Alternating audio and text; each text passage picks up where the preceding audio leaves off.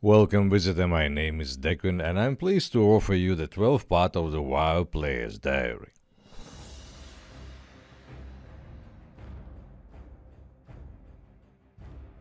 Escaping from Garduni Realm. The first few months playing on Garduni were incredibly eventful. The game was in its peak and storming Ice-Crown Citadel, where the Lich King himself resided, felt like the culmination of a storyline that began way back in Warcraft 3.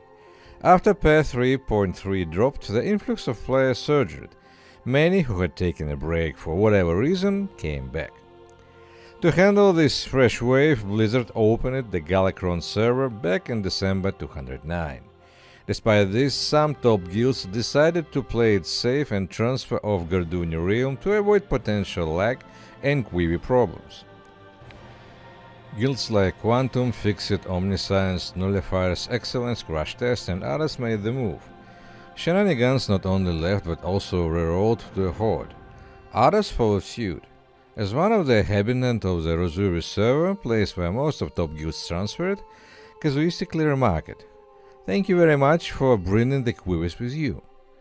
This outflow of players quickly made itself felt. Garduni's position in a European top ranking on WoW Progress plummeted from stable first place to around 20s for ICC 25 progression. Correspondingly, Rosuri clambered to 5th place in the ICC 25 progression. Another funny quote from that same discussion thread on forum. Enjoy. Garduni isn't a realm, it's a bunch of people who will wander around the service and cause lags and quivers. Rosuri is now infected with Garduni infection and Garduni is clean. Yesterday, no quivers, no lags, and they are even inviting randoms. That's great. However, this didn't completely solve the server population issues, and by February, Blizzard launched 2 more fresh servers. In early February, they opened Howling Fjord, initially allowing only transfers in. Hoping for a lag-free environment, many hardcore guilds and their wagons of followers moved there. Within a couple of weeks, the server was packed. Because Exorcus got first kill on a Lich King there on Howling Fjord, the server quickly shot to the top spots on WoW Progress among all European realms in February. True to form, this was accompanied by everything of a top server should have: massive quivers and significant lag. On February 26 and 5 p.m., another PvP server, Black Scar, was opened for Russian player base, also accepting transfers. Reading the forums in those days was particularly entertaining.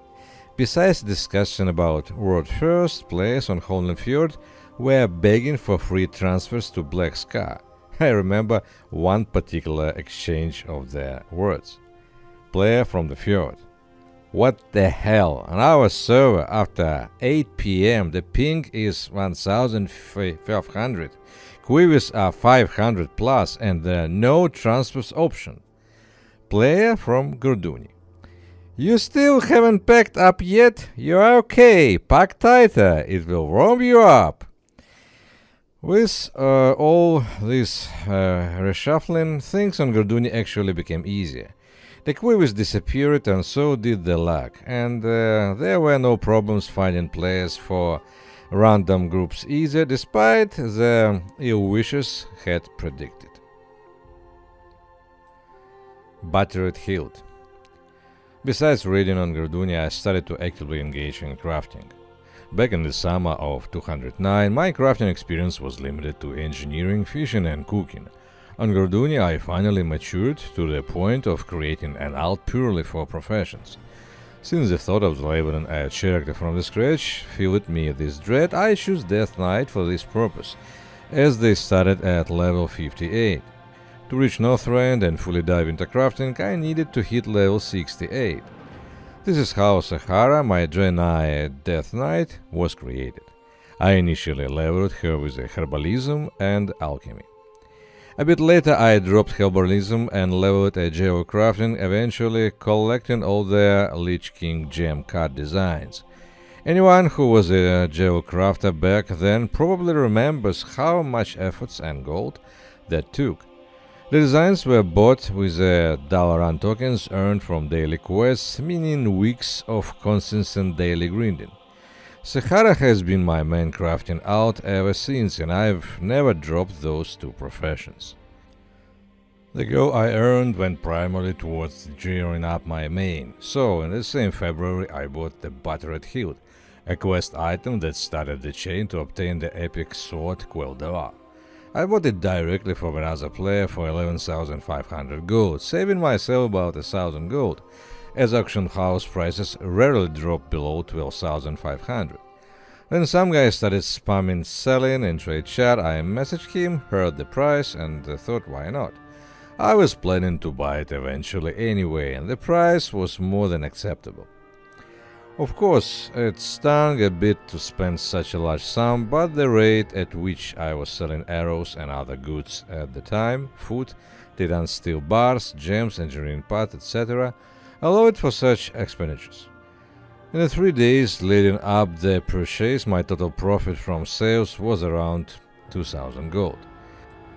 Quel'Dalar wasn't the best in slot item, but the hunter version was quite well itemized for the marksmanship spec. Truthfully, I wasn't desperate for an upgrade. The Akon glaive I'd gotten from TOC25 was pretty decent polyarm that I could have replaced with something from Icecrown Citadel. But I bought the hilt not just for the stats. The quest chain itself turned out to be quite interesting, and I screenshotted almost all of its key stages. I was especially pleased with the excursion to the Sandwell Plateau. For a virtual tourist like me, who hadn't progressed farther than Twin Erda in Sandwell in fun raids, visiting the place where the battle with Kil'jaeden took place was a small personal highlight. And the guide I later wrote with pictures on how to obtain Quel'Dalar as an Alliance character became one of the most popular posts on my blog. Interview with the Guild Exorsus. In February 210, another significant event occurred. I managed to get an interview with the Guild Exorsus. The blog was popular then, and people recognized me on a server and cross-server random groups for 5-man instances, and before this I had interviewed the Guild Quantum, and this time the Guild Master at the time, Wix and Alviona, who was one of the leading officers, answered my questions. Well, some experts from interview you can find in a text article on my blog WoW Player Diary. The link you can find it in description. So that's it for today, and thank you for your attention, and well, to be continued.